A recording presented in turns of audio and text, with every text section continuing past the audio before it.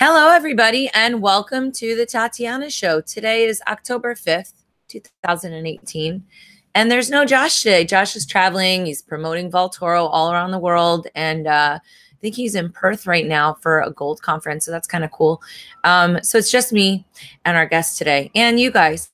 So I'm excited about that. Before we get started, a couple random things of interest. I did a gig last night, and I spoke at the Mondo Tech festival, so that was really cool. We have some Facebook lives and stuff that we're putting out, and there's some stuff on my Instagram, Tatiana Rose Music. But overall, it was a really nice performance, and I don't know, I always really like playing with Will, and I don't really get a chance to do that because a lot of times I'm traveling and I have to play guitar for myself. But Will is really exceptional, so it was a really nice show, and I look forward to sharing that with you guys. Upcoming things are the Contra Krugman cruise, which is coming up in just a few weeks. You can still get tickets. They're probably going to be at their premium, but whatever. That's going to be really fun, though. Naomi Brockwell is going to be on the cruise besides Bob Murphy and Tom Woods. Naomi's going to be on the cruise, and then also Sasha Hodder, who we've had on the show before. She's legal counsel at Crypto Media Hub, my company. So it'll be fun to hang out with a bunch of really neat people. It's my third Contra Krugman cruise, and then I'll be going down to CryptoCon, World CryptoCon, to hang out with Lynn Ulbricht and a bunch of my friends from Block 16, Kingsley, and just my Las Vegas crew. So that's going to be fun. Upcoming from our sponsor, BTC Inc. is excited to announce its upcoming conference, Distributed Health, November 5th and 6th in Nashville, Tennessee. I'm hoping I'm going to make it there. This is the first conference to bridge the gap between blockchain technology and the healthcare industry, and this is its third year.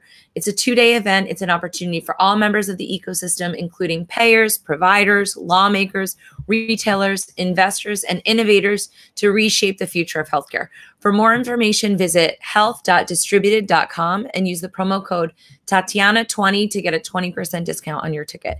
So I hope you guys go. Those guys really know how to organize a conference. We had Chris on the show last week, Chris Ellie, so that was fun to talk with him. I like what they're doing over at that media brand. You know, I'm always talking them up. So anyway, let's get on with the show. I think that's enough of all that chatter. I'm excited because I'm having people from the social media blockchain space today. And as a musical artist, I have tried to use social media. And as an activist, I've tried to use social media, and with varying levels of success. But now we basically are facing a lot of censorship. And our next two guests are fighting back with their own projects. We've got Bill Ottman. He's the co-founder and CEO of Minds, which is a crypto social network. And we've also got Matt from Before the Ban, and it's a decentralized service for online identity preservation. So if we could bring these guys on screen, I'd love to chat with them a little bit and hear everything that's going on in their worlds. And if you guys could just unmute yourselves when you get on. Hey, how's it going? Nice to see you, Bill. Hello. Likewise. Hey, Matt. Nice to see you on the show. Likewise. Very cool. So, guys, you're the face of the resistance. How do normal people get their voice out there, and what are some of the challenges? Okay, that's like a really big question, right? Before we go into that, I'd love to hear a little bit about your backgrounds and relatively in-depth kind of peek behind what you're doing with your respective projects. Who's first? Bill, you can go first because for some reason you're on my screen. Okay, great. So yeah, I mean, mine started originally in 2011. So we've been going and building for a very, very long time, finally getting to an infrastructure that can really scale. And for me, it's always been about open source philosophy, decentralization, hyper-transparency, privacy, and helping people actually have their voice heard. Because what's happening on all the major social networks right now is their proprietary, secretive algorithms are soft censoring people, and you don't even really know because there's thousands of variables in the newsfeed. When you post to your fans or friends, only probably like 5% of them are organically seeing it. And then all these variables are deciding based on engagement, who's going to see what. Facebook wants you to pay. There's advertising involved. And so, we have taken the opposite approach. Our feed is 100% chronological, raw, organic. We're never going to put in unwanted algorithms. I think that it's all about user consent. People should be able to decide. So there's soft censorship on that end, and then there's hard censorship just in terms of content policy and banning. And that's another level of the problem. And so, I mean, look, everyone knows that traditional social media networks have completely lost their way in almost every imaginable sense. So, you know, we're bringing in blockchain, we're working on more decentralized architecture, we have much more free speech oriented content policy. And yeah, the list goes on. What do you do with the Nazis?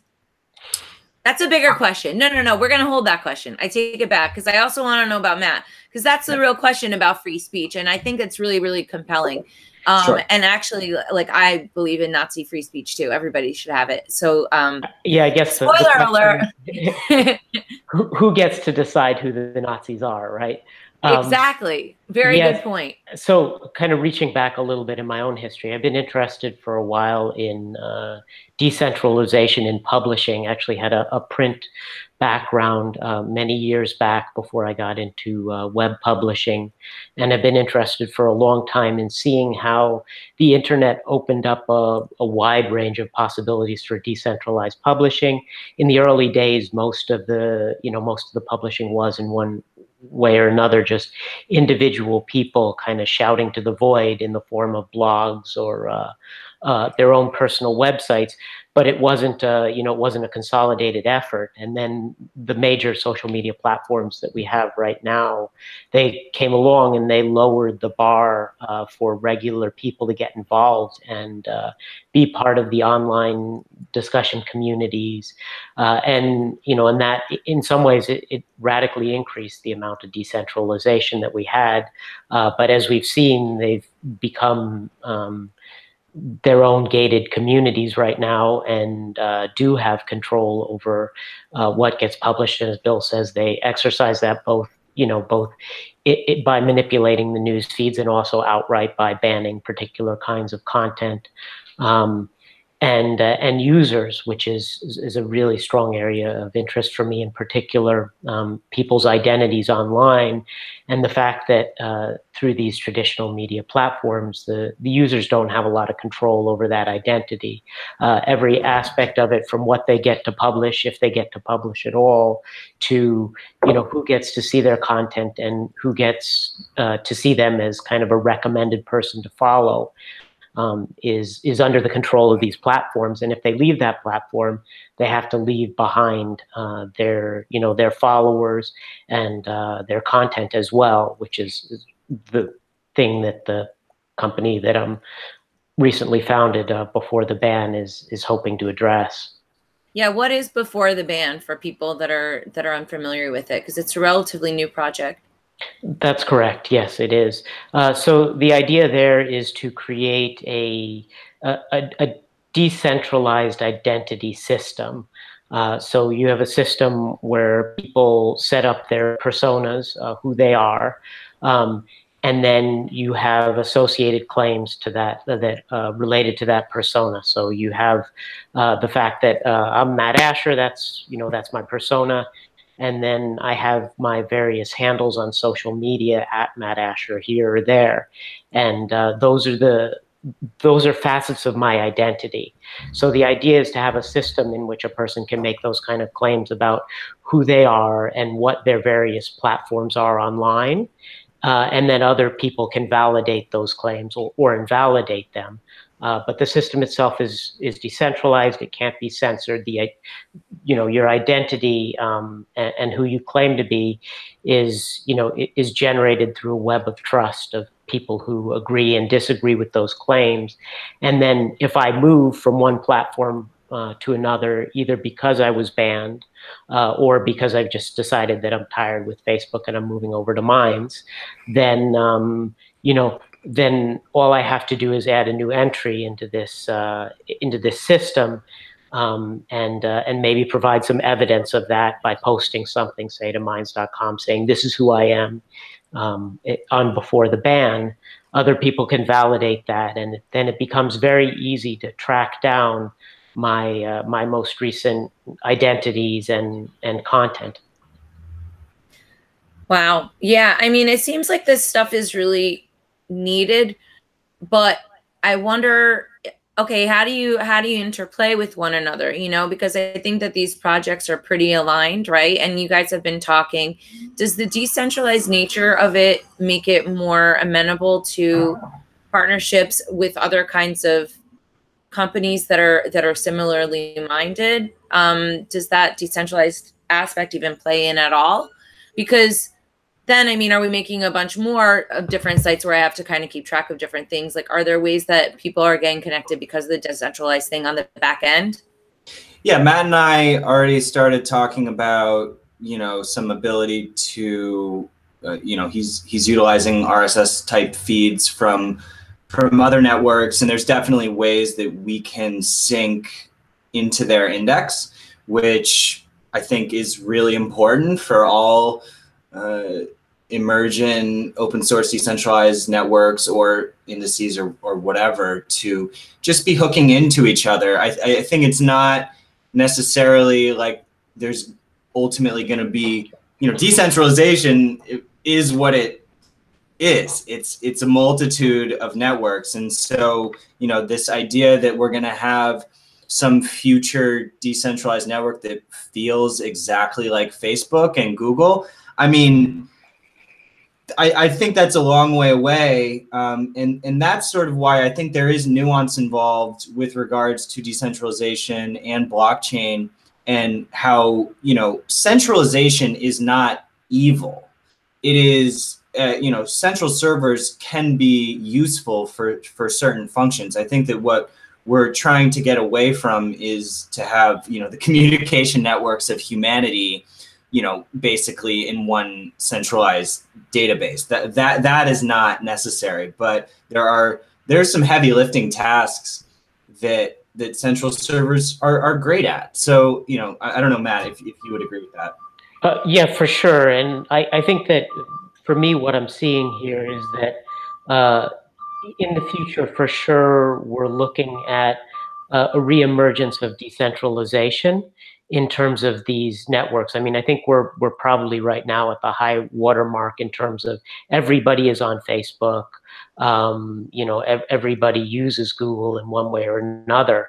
I think that trend, because of discontent that's growing with these networks, or just people's desire to see other alternatives, is going to lead, or because enough people are just banned that they have no other choice but to go elsewhere. We're going to see a rise of a variety of different kinds of social networks that serve different needs. And a handful of them, for sure, at least, I think are going to grow quite strong. So then, that's in and of itself, there's nothing wrong with that. And there's probably a lot of positives. It'll just make things a little bit more chaotic, and I think increase the demand for, hopefully for a service like we're providing, where you've got a place where you can find people as they begin to, move away from Facebook and Twitter and some of the other dominant platforms. Do you think that curation is needed? Oh, I'm sorry. Go ahead, Bill. Oh, no, I was just going to say that one of the other important nuances to understand, in the beginning of the show, you asked if, blockchain is necessarily needed for the future of social network. I mean, I think it's definitely a component, but one thing that I think people don't realize is in regards to user control and controlling your own content, you can't delete from the blockchain. So, when you're talking about decentralized networks, I think that certainly there's use cases where you want something to be uncensorable. That is the intent of the user. They don't want it taken down. But in other cases, I could imagine a future where someone doesn't really know what they're getting into. They publish something into like a torrent system or into a blockchain system, and they can't get it down. And then it becomes, the user control is lost. So I think that there's a combination. You want the choice, and you want people to be able to decide what they want to do with their content, where they want it stored, how they want it treated. And there's different contexts for different content and, different things that you're doing.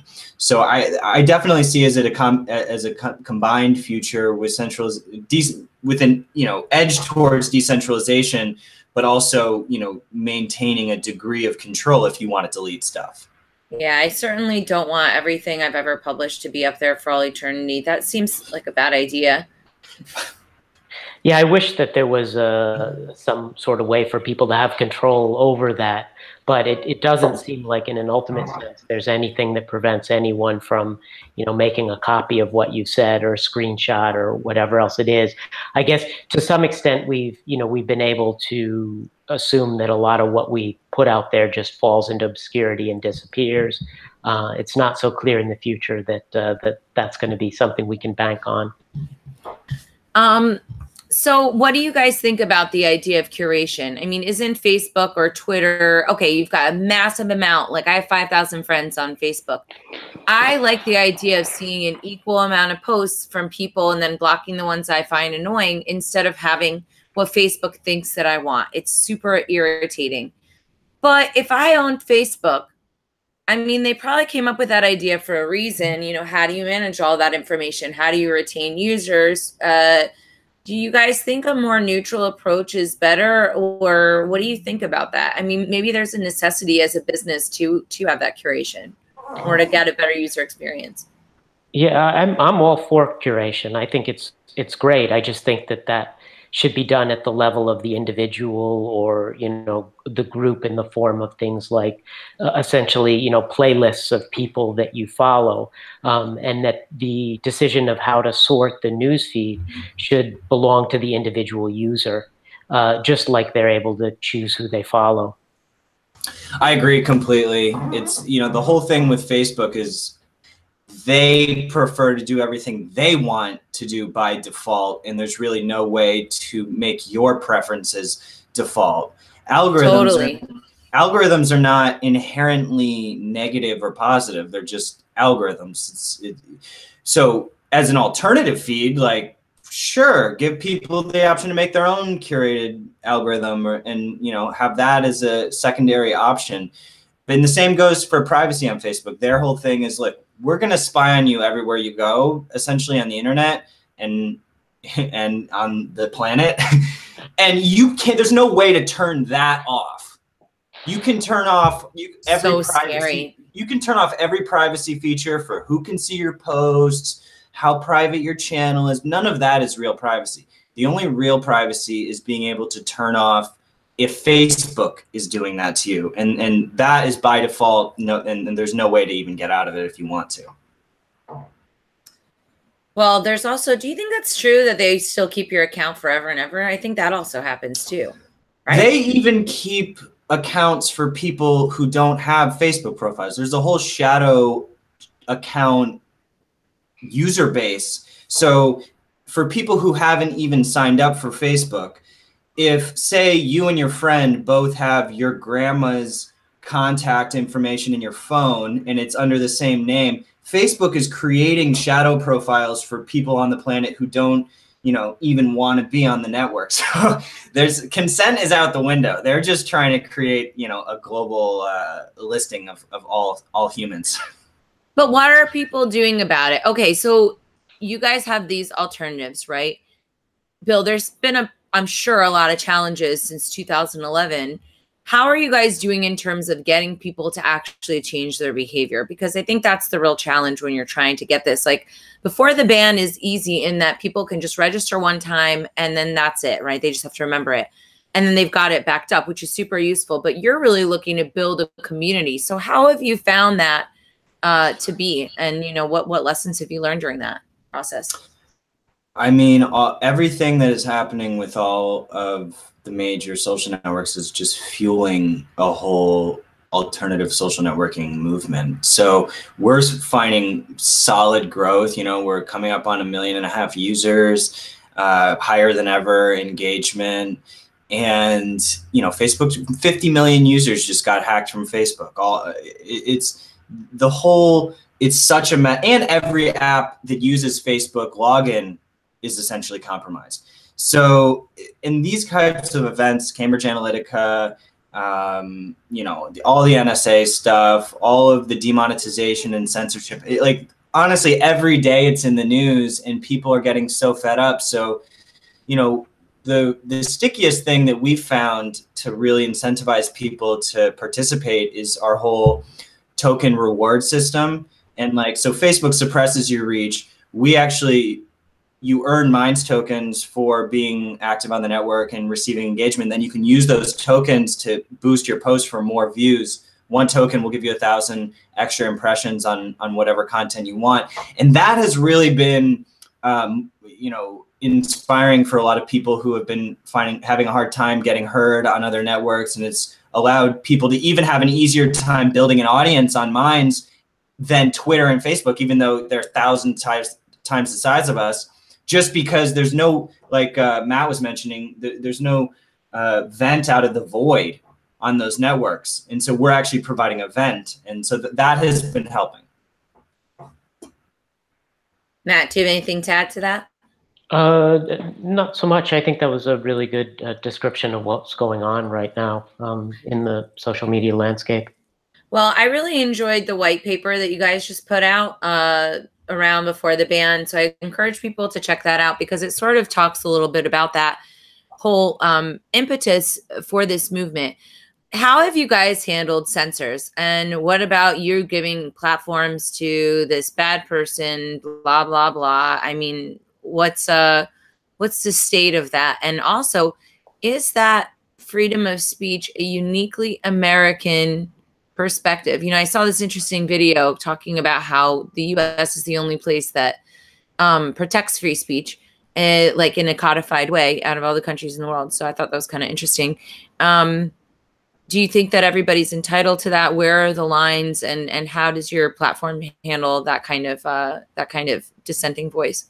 Well, as far as the structure of before the ban, it starts with the premise that everybody is entitled to their own identity, and that identity comes with the ability to speak and to be heard by those who want to hear you. The philosophy behind it is very much of the thought that the answer to the question, what do you do about the Nazi problem, is ignore them. Or no individual service has to give them a platform, but they are free to speak into the void and be be ignored, and that any attempt to create a system in which some people get to say who are the Nazis and then cut them off results in, actually what it results in is what we see now, where platforms like Twitter and Facebook have essentially become war zones for opposing political views, and everybody is trying to get someone else banned because they don't like what they're saying. So you see right now platforms going from being, Twitter was very much presenting itself as a platform for free speech, or the free speech wing of the free speech party, I think was what they called themselves just a few years ago. Things have changed. They're now much more interested in creating, a safe space. And of course, a safe space can't have people who others consider Nazis in them. The problem, of course, is that, depending on what your perspective is, anybody's a Nazi. The actual number of, self-identified true Nazis in any, in any system nowadays is extremely small. So who you're arguing over are people who are not that, or at least don't consider themselves to be that, but are seen that way by others. So what you have is a platform that is now besieged by people who are saying, get this guy off, get this person off, get rid of this person. And there's not any clear way for these platforms to draw the line and say universally this person is bad or this person isn't. So instead, what happens is, I think what happens anytime you attempt to censor free speech, you see that that certain factions have political power within an organization, and then they exert their dominance and they're able to censor the other side, which only leads to either the other side either fighting back or leaving the platform for other places, which I think is what we see right now. Both of those things happening. Yeah, I would say so. And the thing is that I thought what was interesting was that it's not just political speech. I mean, it could be food freedom activists, and there's all different kinds of people that are considered controversial. And, you know, if you keep saying, well, I'm offended by this, I'm offended by this, I don't know where that process stops. Yeah, how about you, Bill? The line, there's no such thing as a line. And you're exactly right. Most people are hearing about, you know, Nazis or racists being targeted to be banned by Twitter and Facebook and YouTube and everything. But you're right. There's food freedom activists. Both the left and the right are being censored on these platforms. It's not just a conservative thing. It is probably maybe a little bit more weight in that direction. But for instance, there have been big problems with censorship in LGBTQ communities, in activism communities, in different sort of alternative media communities. Even Telesur, the Venezuelan state-sponsored media, was censored from Facebook. Their whole page was taken down. So it's not that black and white as a left-right issue, though there clearly are biases in that sense. And then, but to zoom out a little bit more, censorship doesn't even work. So even if your intention is to mold consciousness and you know, make certain ideas get more power and other ideas less, censorship does the opposite. There have been dozens of peer-reviewed studies. I wrote a paper for the Next Web about this, where it's proven that it's the Streisand effect, it's the toothpaste tube effect, it's whack-a-mole. You ban it here, it pops up there, and with troll psychology, it just causes them to reach much more extreme degrees of radicalization and potentially violence. I mean, even some studies have shown that violence can increase with censorship. So it causes societies to become much more destabilized. And this is why, you know, the US seems to be doing the best job. I don't think it, you know, it's not doing a perfect job, but, you know, we've come down with our policy is if it's legal in the US, it can be on the site. And that has been working pretty well, just even from an administrative overhead perspective. Like I don't, and others on our team don't want to be sitting there making subjective determinations about what is and what is not okay, what is offensive and what is not. We adopted a set of principles that the Electronic Frontier Foundation put out called the Manila Principles, which are essentially a intermediary liability freedoms. So, you know, basically we're not the ones who are judging the content. There have to be official court orders in order to take down content. Now, we do take down some content, like people just abusing the site and spamming and like that kind of stuff. But with regards to, oh, is this offensive or not? You know, we really try our best to stay out of that conversation. Do you ever read really offensive stuff and say, oh man, gotta let this slide, but damn, this guy's a jerk? Like, does that ever happen?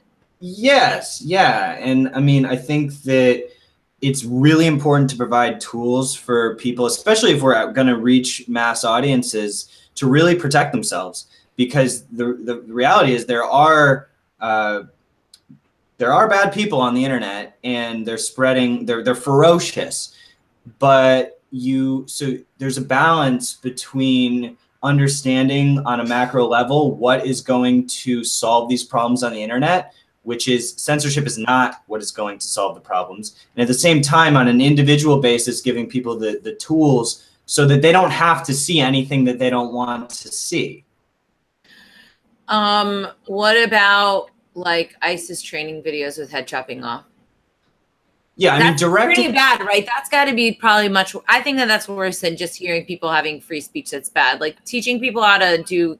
I've never seen those videos, but I heard that they exist. I think that would maybe be a line where I'd be like, oh, but I don't know. I mean, there's something called the Brandenburg Test, which has to do with, and this is what the Supreme Court has discussed in terms of inciting violence. So if someone is inciting violence in a specific way at a specific time, then that is what is considered to be actually illegal. If it's more in a general sense, the Supreme Court has said that that is not illegal. So, you know, I'm curious what Matt has to say about that too. I think just as a general thing too, you know, there's certainly a wide range of videos that I have no interest in ever seeing, but you know, they may have their value out there as part of the conversation, if nothing else, as a document of what's going on. I think this actually happened on Facebook. There's a Radiolab, really interesting Radiolab episode about their rule book and how they applied it to try to keep offensive content off the site. And, you know, they have rules about how much gore you can have in a particular photo or video. But then there was something that was related to some shootings that were happening in Mexico, and it made really big news, and people were shocked and appalled. And one of the things that made them shocked and appalled was the images. But as awful as they were, they're definitely part of the political conversation related to that event. So it's hard for me to see how you can censor content that's really graphic, but might very well be part of the conversation about this is what ISIS is doing. Yeah, how do you even know? How do you even take that out of the conversation at that point, right? I mean, the thing that I always worry about is, you know, one man's terrorist is another man's freedom fighter. And it's hard to tell. I mean, objectively, it's like, oh man, this guy's chopping someone's head off. He sounds like a really bad person, but maybe there's a reason for it. And I don't know that reason. So it becomes really, really sticky, but it's definitely, weird. It's a hard decision to make, I think, as a maker of these kinds of sites. Like, I think it's more important to be completely 100% free speech, right? That's like the way that you just have to do it. It sucks, but that's the way it is. Yeah. But, you know, look at, for example, well, really quick. So on YouTube, this is like a weird thing that I noticed, and people were talking about. It's a camera on the Pizzagate thing. But there were all these accounts, right, of like these people showing children in weird things. You know what I mean? Like just regular kids being kids, but it was like a bunch of creepers leaving comments like yum, yum. And you know, like, what are you going to do with those people? I mean, there's bad stuff out there. But YouTube wouldn't censor those guys, which I'm like, I don't know. It seems a lot worse than somebody talking some political smack, you know? Yeah.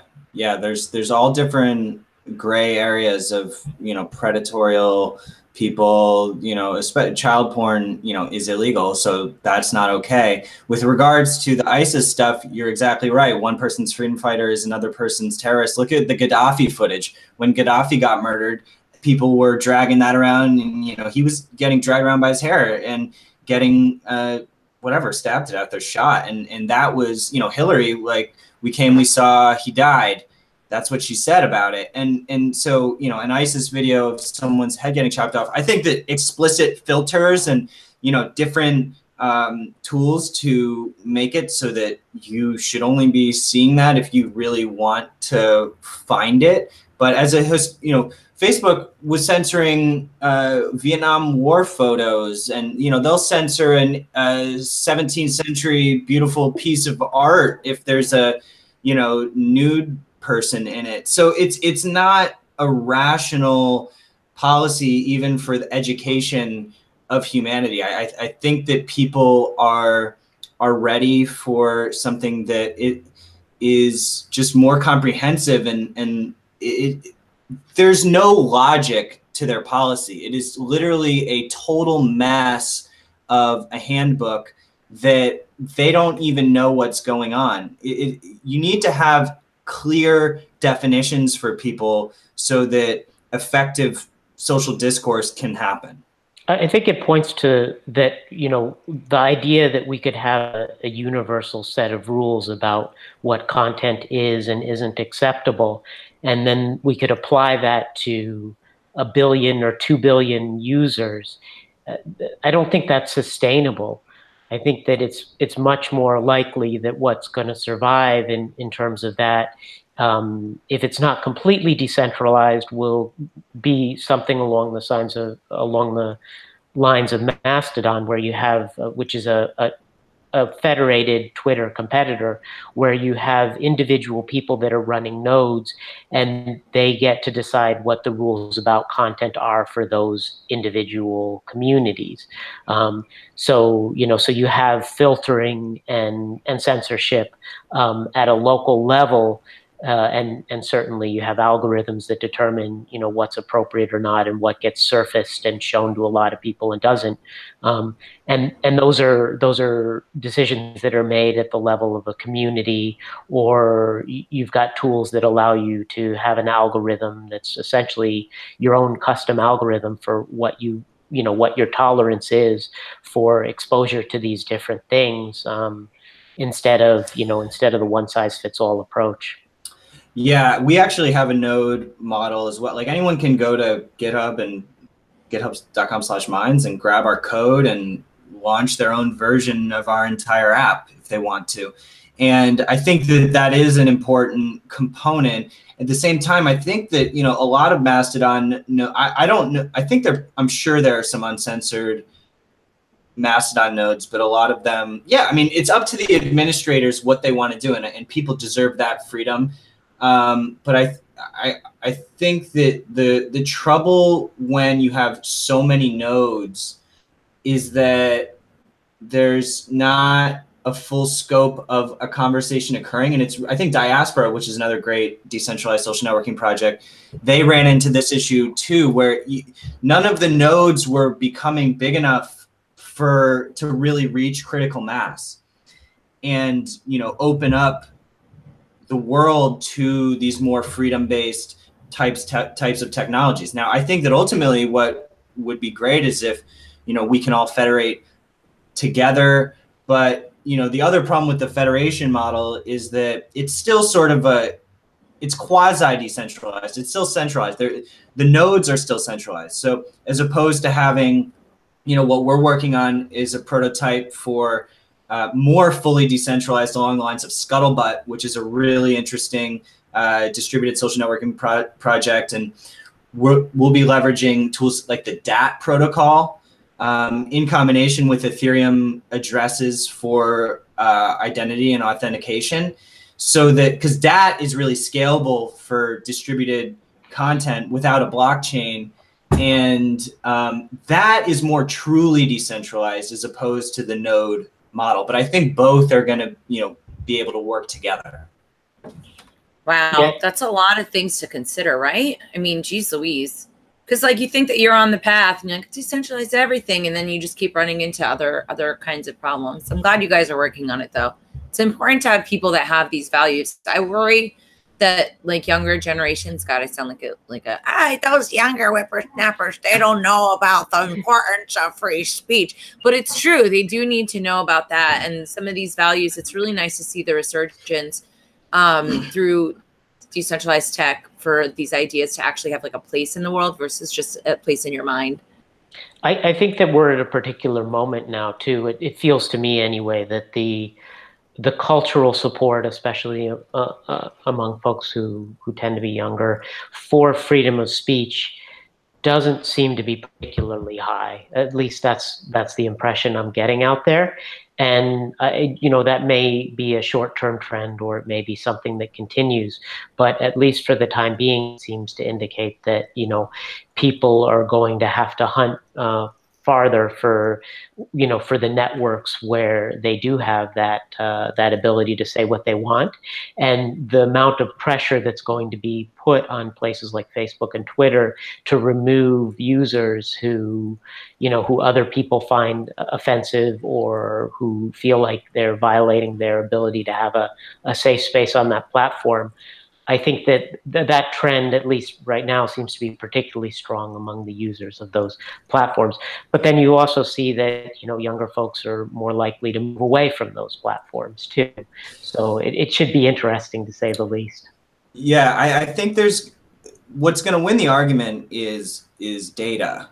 And at the end of the day, what I'm trying to work on is pulling together all of these studies, and even with our data, to be looking at what actually works, because you could have Facebook, Twitter, and Google saying, oh, we're creating a safer internet. But if we can create some sort of data analytics solution to prove that when you censor this, the problem is getting worse on the internet, then they're not really going to be able to argue with that, because Google, these places are essentially the internet for a large group of the planet.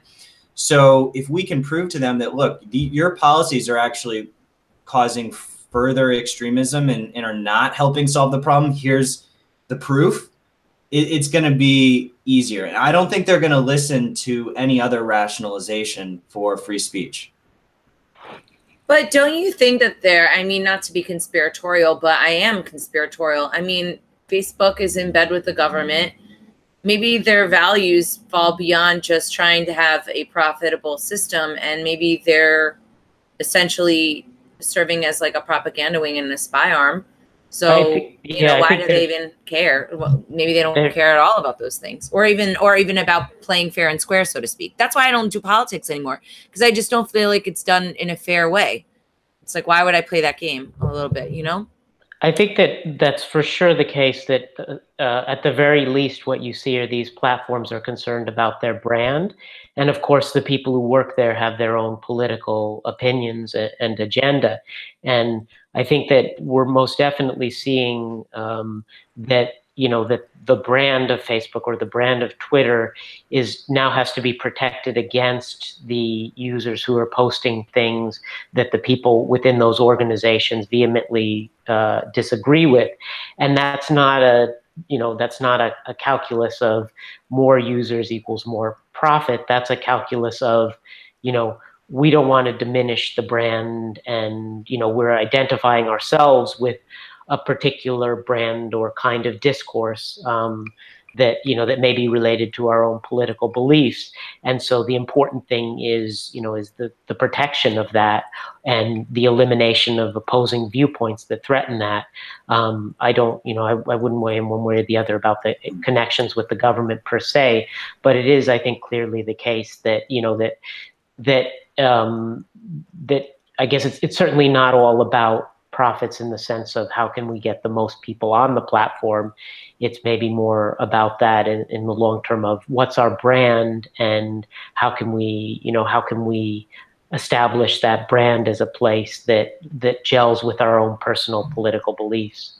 And we're seeing, look at what happened with the Instagram co-founders. They both just left because of philosophical issues with Facebook. The WhatsApp co-founder is he was posting #delete Facebook because Facebook bought up his company, and now they're basically destroying everybody's privacy, and he's having an existential crisis over what he did. And so within these companies, it's not black and white. There are wars happening inside for, surrounding these issues. And what we're probably going to start seeing, because we're seeing it in corporations globally, is activism within companies and people starting to align with and want to work for companies that align with their values. So I would imagine we're going to start seeing those executives find more privacy focused, transparent, distributed companies, because there's really these, unfortunately polarized groups of technologists, and both are going to emerge. What we know is going to happen is that an open source, decentralized network of networks is emerging now, and it's going to become competitive with the top centralized sites. Like if you look at the top 10 sites in the world, the only one that's open source is Wikipedia, which is great. It's a great platform. I think that they have some centralization issues. They have a lot of censorship, I heard, actually. They do. But at least they're open source. At least there is a community driving component to them. And what we're going to see is a group rise up. It's just going to happen. So that's a positive thing. I like it, guys. I like that we're at least talking about these things and you guys are making some real solutions. We should probably get wrapping, but is there anything else that you want to add and maybe give a plug for your services so people can get involved? For sure. So we recently published the white paper, as Tatiana mentioned, and we encourage people to go check it out at beforetheban.com and send us some feedback about that, about the white paper. Yeah, you guys are also on Twitter, Before Ban, which I just Correct. learned this morning because I was tooling around. There was a couple of things. So it's Before Ban. Oddly enough, Before the Ban is a random suspended account, which is sort of funny in itself. But Before Ban is where you connect on Twitter. How about you, Bill? I got to ask you. So I signed up for my Minds account, but I don't know how to use it. Is there a place that not only can people sign up, but they can learn a little bit more about how to maximize their time on Minds? Yeah, I mean, it's pretty similar to user experience of Twitter or Facebook. The only difference is that you're going to want to click that little bank icon, which is your wallet on the top, so that you can onboard to start earning tokens. And then just, you know, post videos and photos and boost them. And, you know, find me, minds.com/Ottman, Ottman, and, you know, yeah, send me a message and we'll get you acquainted. All right, that sounds good. I want to do that. I signed up for Before the Ban. I have not. Am I supposed to get some sort of notification or anything? What happens if people sign up?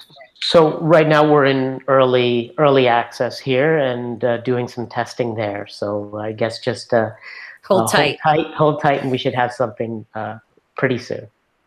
Thanks so much, guys. I really enjoyed this show. It's a topic I'm really passionate about. I'd love to have you guys back on in like 6 months and see where things are unfolding.